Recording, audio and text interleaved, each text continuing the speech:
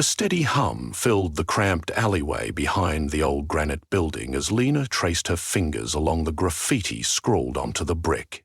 The mural depicted bright neon flowers intertwined with circuits, a symbol of the eco-activists who had quietly gathered there. Lena was one of them, along with a few others, all dedicated to preserving nature in the midst of a concrete jungle. Though they came from different walks of life, they were united by a shared reverence for the environment and a lingering sense that technology could coexist with nature in a more harmonious way. Tonight, they were all waiting for Camillo, the group's de facto organizer, to lead them through a secret entrance into the city's brand new bioluminescent flower lab. Camillo finally arrived, wearing torn jeans and a worn t-shirt, a half-smile curving on his lips. He handed out small LED flashlights to each person. Their beams shone only a short distance into the darkness, but that was part of the plan. Minimal light to remain hidden. The new research facility wasn't yet open to the public, and the activists suspected hidden environmental risks in the lab's project. Despite the city's promises, cleaner energy, stunning light displays, new sources of revenue, the group worried about the potential side effects of genetically modifying plants to glow. Lena still had nightmares about the documentaries she'd seen in which invasive species devastated entire ecosystems. Quietly, they filed into a space behind a supply crate. The hum of electricity grew sharper, merging with the hiss of a slow leak somewhere deeper. Lately, rumors had circulated about industrial sabotage or accelerated testing, but no one knew if they were true. What little official information existed came from press releases boasting that the city's energy future would be revolutionized by these self-sustaining bioluminescent flowers grown in specialized pods. The activists were here to do their own investigating, to find proof of irresponsible science, or perhaps to confirm it was safe after all. Camillo's hush commanded all voices to still as they trudged silently through a corridor, lit in a faint green glow. At the corridor's end, they discovered a gleaming set of automated doors. Emblazoned on them was the stylized image of a blossom radiating a gentle light, accompanied by bold text proclaiming the name of the project.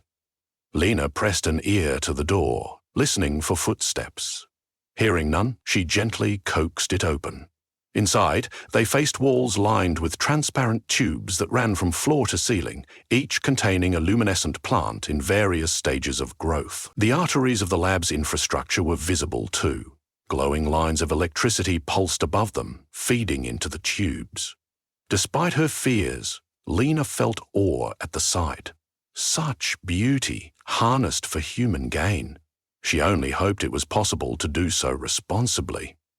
The group fanned out investigating. Serena, who volunteered at local environmental non-profits, sidled up to one of the tubes and delicately placed her hand on the glass. The plant within emitted a soft turquoise luminescence, almost as if responding to Sirena's touch.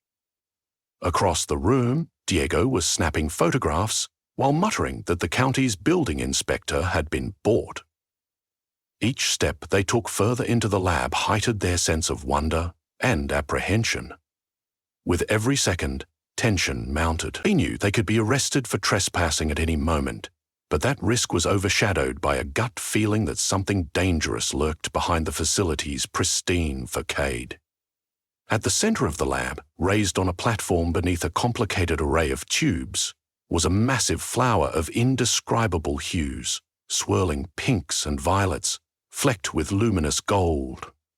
Its petals curled inward as though it was asleep, but a pulsing glow betrayed its vibrant life.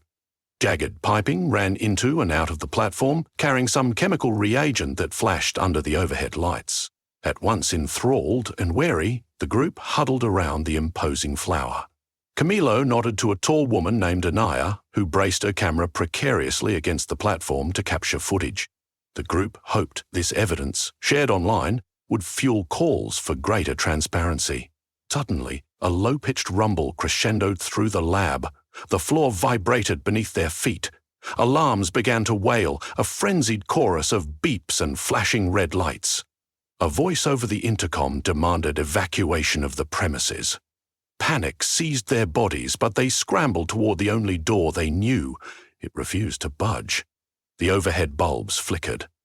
One by one, the luminescent pods cracked. Greenish liquid seeped onto the floor, reflecting the swirl of emergency lights.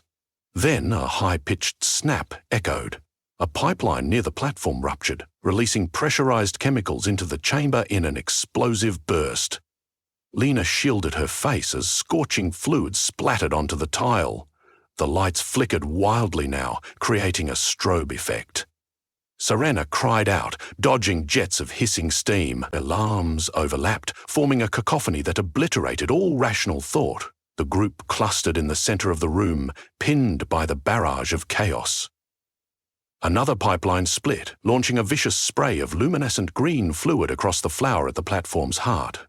In the swirling haze of liquids and steam, Lena watched in stunned terror as the flower began to pulsate brighter than before, its petals unfurling. Something within those petals rippled with an unnatural, coruscating light. Just as the group tried to dart in different directions, an unearthly glow enveloped them. Lena felt a jolt of energy arc through her body like lightning, but also strangely soft, enveloping rather than scorching. Camillo was yanked off his feet by an invisible force, and Anaya collapsed, pressing her palms to the floor as if fighting a tidal wave of pressure. The entire lab thundered with an electric surge that ran through metal, glass, and bone. With a flash, the overhead bulbs popped, shrouding them in near-total darkness. Translucent spores spilled from the awakened flower, drifting like tiny stars through the lab. Lena heard only her heartbeat thrashing in her ears, and the sizzling drip of chemical fluids as the world faded away. Sometime later, Lena awoke to flashing red emergency lights, now significantly dimmer. Her head throbbed, and her clothes were soaked in sticky residue. The air was thick with the stink of singed wiring. Around her, the others stirred. Camillo coughed, Serena moaned softly, and Diego rubbed his arms, eyes scanning for the nearest exit. Anaya sat up, blinking rapidly. All around them, the devastation was clear. Glass tubes lay shattered across the floor. The once imposing flower was wilted, drooping, its brilliance gone. Somewhere in the distance, an automated recording repeated that emergency protocols had failed and that a full meltdown was in process. Without discussion, the group picked themselves up and limped out of the chamber, which now had a partially open side door. Ahead stretched a corridor they hadn't noticed earlier, blackened by char marks. They emerged onto a quieter street behind the facility, where a small break in the fence allowed them to escape. They parted ways quickly, all hearts pounding with fear of arrest, each to find some sense of safety. Despite their thorough drenching in who knew what chemicals and energies, no immediate injuries beyond scrapes and bruises were visible, so they scattered without seeking medical attention. Lena wondered if the meltdown might leak beyond the lab. But fatigue eclipsed any capacity for further thought. The pack broke apart, solemn as ghosts. In the days that followed, the city was abuzz with news that the new facility had experienced a minor technical mishap. The official press releases downplayed any danger, claiming that optimal safety protocols triggered a swift shutdown.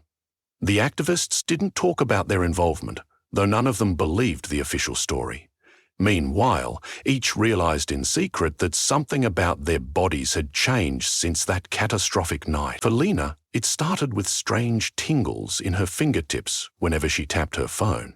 Soon, street lamps flickered as she walked beneath them. A third night saw a wisp of energy dance between her fingertips and a light switch. A searing panic accompanied these experiences, tempered by an odd sense of almost mystical power. Camillo discovered that he could feel the pulse of the electrical grids that crisscrossed the city. As he stared at the tangle of power lines overhead, a surge of intangible awareness coursed through him, revealing that he could sense disruptions and reroute them with a flick of his wrist. Diego found that he could, at a moment's concentration, draw small charges from everyday devices. Phones, laptops, even car batteries. He joked about how he never needed to plug in his phone anymore, but the underlying gravity of the phenomenon kept his grin strained. Cyrena and Anaya, for their part, discovered subtler changes. Cyrena's presence seemed to calm or energize entire crowds, as if she could direct the emotional voltage of a gathering. Anaya learned she could shape light, bending the glow of neon signs into swirling illusions. Each one was connected to the city's power grid in a new, surreal way. Though stunned by their new abilities, they remained activists at heart. As the city continued pushing its clean glow technology, rumors emerged of quiet expansions to the project, a plan to scale up the bioluminescent flowers across public parks, highways, and even private gardens. And behind the polished marketing campaign lurked an uncomfortable reality. Increased pesticide usage, concerns about pollutants from spills, and potential cross-contamination with local flora. Yet the city government seemed determined to stamp out any opposition, offering only half-truths in official statements. One evening, the group reunited in the cramped basement of a community centre that supported environmental causes. They had come to share experiences, questions, and hopes for forging a strategy. Camilo kept nervously checking his pulse, as though verifying his new glitchy ability. Lena interlocked her fingers and laid out the facts. Their infiltration had gone terribly wrong, but in the process, they had each come upon an uncanny power to manipulate energy. The question was how to use that power ethically. Cyrena, with a gentle determination, suggested they might harness it to bring attention to the shadows behind the city's massive project. As they discussed, Lena felt a familiar spark in her hands, a subtle vibration that made the old fluorescent lights above them flicker. Summoning courage, she explained her idea. They could stage an event, something that would expose the reckless nature of the research to the public while simultaneously demonstrating that these flowers and the energy they produced were not just harmless novelties. If the city wanted light and power, they would give it in a way that was undeniable, a show that could not be silenced.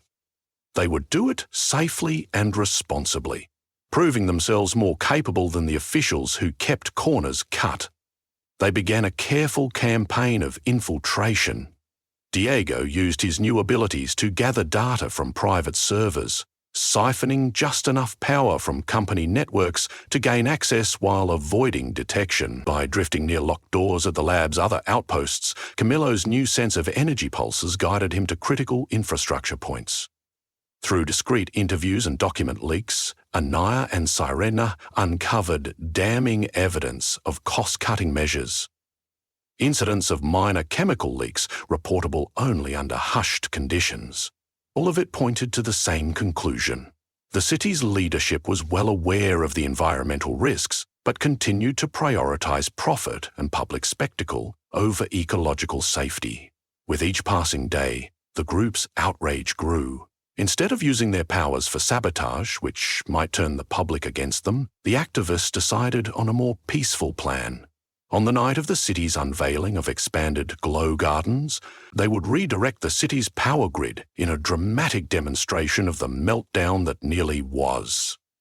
They would briefly black out the official lighting ceremonies, then bathe the downtown area in a swirl of brilliant light, a mosaic of emerald, violet, and gold that mirrored the bioluminescent flowers' aura. By showcasing the very beauty the city touted, while revealing it to be intricately tied to a dangerous, mismanaged system, they hoped citizens would realize the precarious balance between wonder and recklessness. The night arrived.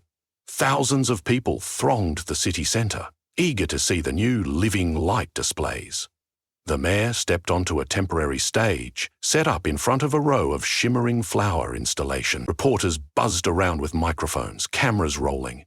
As the mayor's flamboyant speech soared, the activists took their positions. Serena threaded through the crowd, using her ability to calm frayed nerves and keep attention fixed on the dais. Camillo perched atop a nearby building, eyes closed, focusing on the surging lines of energy around him. He felt them as a living, humming presence, like invisible rivers crossing streets and buildings. At precisely 9 o'clock, city officials threw a ceremonial switch. The overhead halo of lights around the new flowers glowed in shades of turquoise and magenta, a resplendent display. Cameras flashed. But less than a minute later, Lena and Diego initiated the plan. Lena coiled the city's main power flow in her mind, feeling it as a single, pulsing structure. She pressed her palms onto the metal side railing of a balcony, channeling an intense wave of direct. Diego, from his vantage near a secondary grid station, siphoned a fraction of the power into their orchestrated path. The result was the crackle of thousands of bulbs going dark at once. An abrupt darkness fell over the plaza. A collective gasp arose from the audience. Even the mayor stopped mid-sentence. A hush fell, broken only by the shuffle of restless feet. The official stage lights flickered, then died. Before panic could seize control, Serena breathed deeply, projecting a sense of calm across the crowd. People whispered in confusion, but no one screamed. No one stampeded. It was as though they all waited for an explanation.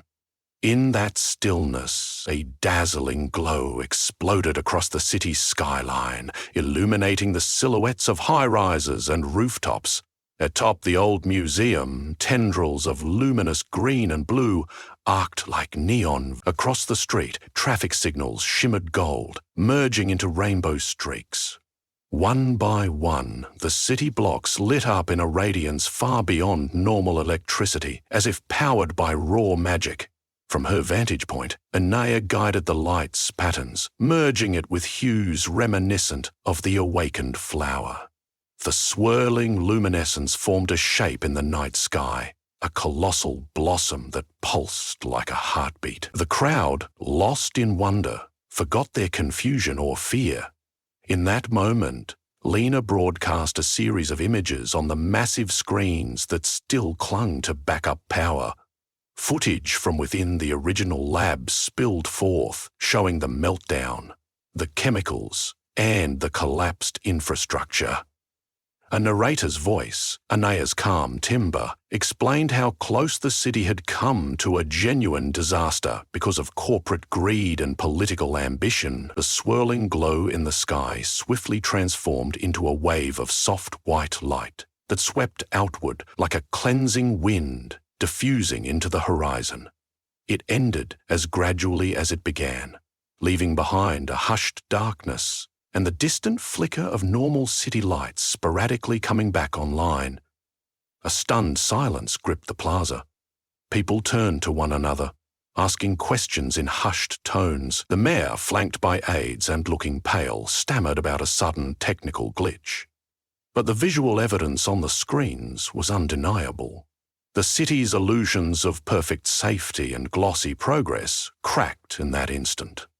Camillo, from his rooftop, felt the oppressive presence of the official energy grid returning, but he also sensed a shift in the heartbeats of people below, an awakening. They knew now that the city's grand project was not purely benign. In the weeks that followed, investigations commenced in earnest. Media outlets picked up the activists' footage. The city council was forced to hold emergency hearings on the viability of the bioluminescent flowers. Whistleblowers stepped forward as if emboldened by the dramatic display. It wasn't an immediate victory. The monetary stakes were enormous, and corporate legal teams defended themselves vigorously. But a real conversation on environment, technology, public health, and accountability was underway for the first time. Through this turbulence, the group quietly continued their own inquiries. They recognized that their abilities might forever link them to the city's energy.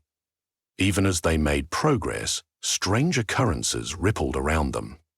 Sirena occasionally jolted awake in the night, feeling as though the city was whispering to her through its power line. Diego once found he could spontaneously energize an entire block's worth of dead batteries. And Camillo became attuned to an ever-present hum, like some hidden pulse in the city's core. One chilly evening, they met again at the same community center basement, bodies fatigued, yet spirits steady. Poring over news articles and city council bulletins, they shared a sense of pride in the changes unfolding. The city planned a full-scale safety review of the Flower Lab expansions, halting new construction for the time being. Officials had begun to convene panels of independent scientists, re-evaluating the research with fresh eyes. The once secret meltdown no longer lingered in the shadows. In a quieter moment, Anaya asked what they would do next. They possessed extraordinary gifts, ones that transcended everyday activism. Camilo acknowledged that their powers carried weight in the wrong hands. They could disrupt entire cities. But, as Lena reminded them, their original goal had been to reveal the truth and protect the environment. In the process, they had also stumbled on the possibility of showing people a more harmonious path. While the city's flower project wasn't inherently evil, it had been executed irresponsibly. Perhaps with public oversight and ethical leadership, bioluminescent engineering could evolve into something beneficial without overshadowing natural ecosystems. Still, there were concerns and responsibilities. The meltdown had left behind spore contamination that might yet show unforeseen effects. Communities close to the lab deserved answers. Access to medical monitoring, soil testing, and genuine accountability processes. Casting their eyes around the makeshift meeting room, they all agreed. Their mission was only beginning. The gift of their new abilities wasn't an end in itself, but a tool to ensure that progress would serve both people and nature. In the months that followed, the group continued pushing for ethical reforms, ensuring no corners were cut in future research. Each member found a balance with their powers. Diego's knack for siphoning electricity turned into a job of sorts, offering local businesses energy-saving advice. Serena broadened her activism by speaking at rallies, where her presence swayed hearts and minds with an almost kinetic warmth. Anaya pooled art and activism, weaving mesmerizing illusions of light that depicted nature's fragility in the face of unrestrained technology. And Camilo, thrumming with the city's heartbeat, found he could direct surges away from vulnerable neighborhoods, preventing blackouts during storms. Lena, for her part, became a public voice, not in a fiery or grandstanding way, but as someone bridging the gap between scientists, politicians, and activists. In part, she believed that the spirit of the bioluminescent flowers, the raw yet delicate beauty that had so mesmerized her, offered a glimpse of a future where cities and nature supported each other. The path, she knew, would be fraught with ethical dilemmas and scientific unknowns. But she also believed that the chance for synergy was real. The meltdown had been a warning, but their powers were a second chance, a promise that even in darkness there could be light, if people had the wisdom to nurture it. Months passed, and a new calm settled over the city. While the activists had made their mark, they remained cautious.